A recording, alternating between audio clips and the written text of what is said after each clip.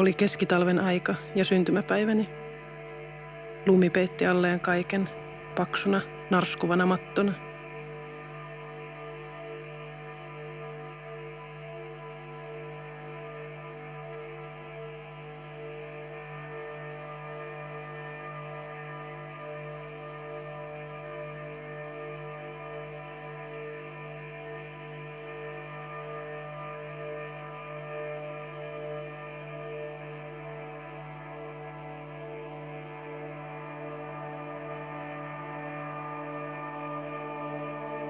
Muistatko, kun lapsena istuin polvellesi ja pyysin, kerro minulle tarina.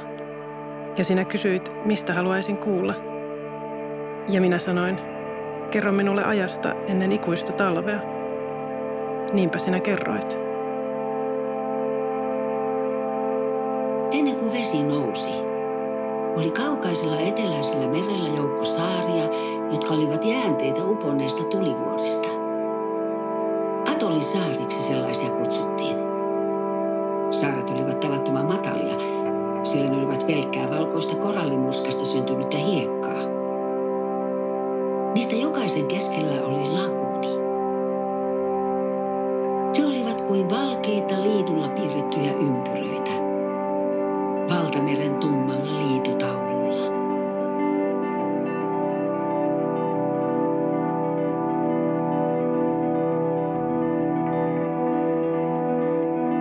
Vesi saarten ympärillä oli turkoosia tai läpinäkyvä kuin lasi. Siinä eli paljon kaloja ja muita mereneläviä. Kookospähkinä oli ajelehtinut joskus rantaan ja juurtunut maahan. Ja sillä tavalla niille oli kasvanut huojuvia palmuja.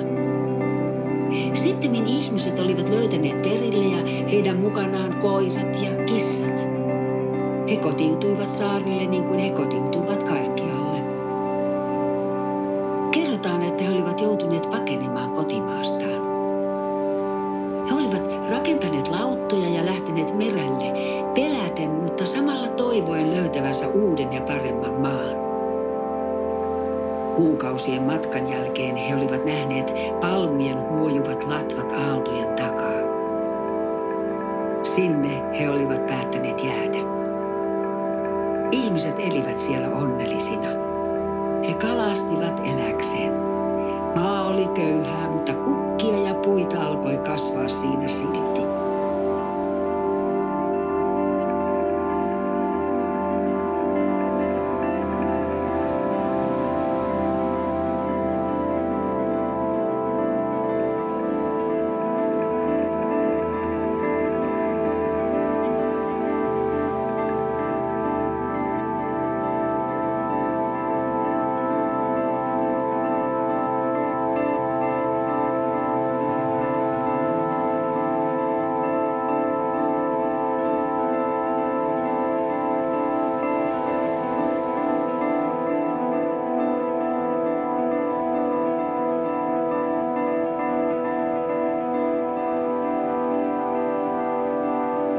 Kun sateet alkoivat, arveltiin aluksi, että ne loppuisivat aikanaan, kuten aina ennenkin.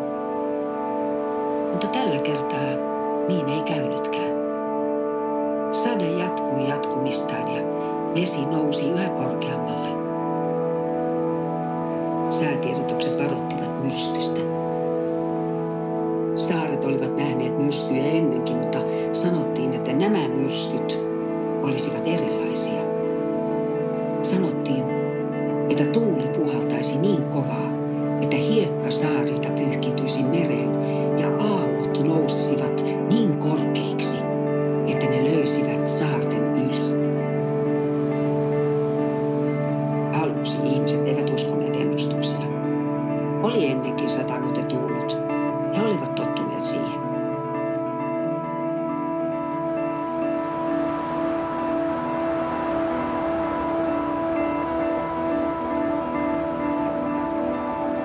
Tuuli alkoi puhaltaa mereltä.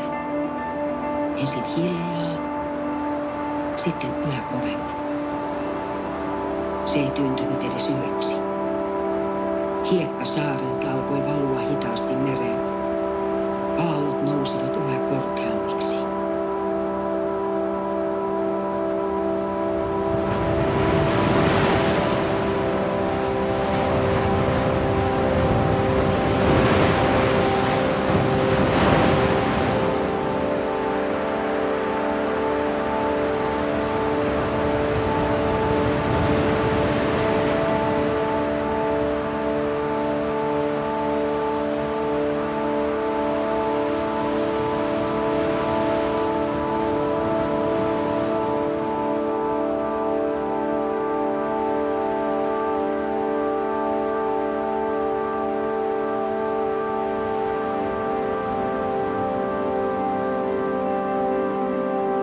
ihmiset ymmärsivät, että vesi hukuttaisi saaret lopulta alleen.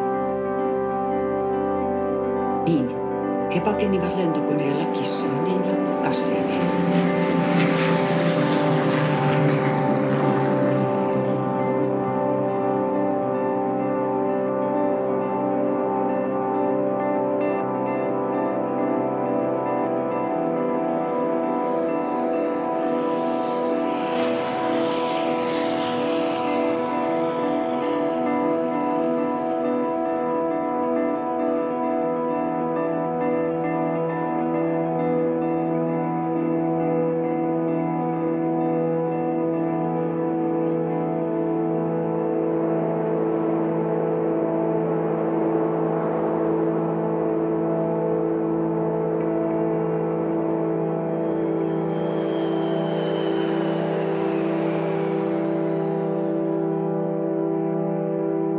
Koneita nousi ilmaan monen päivän ajan.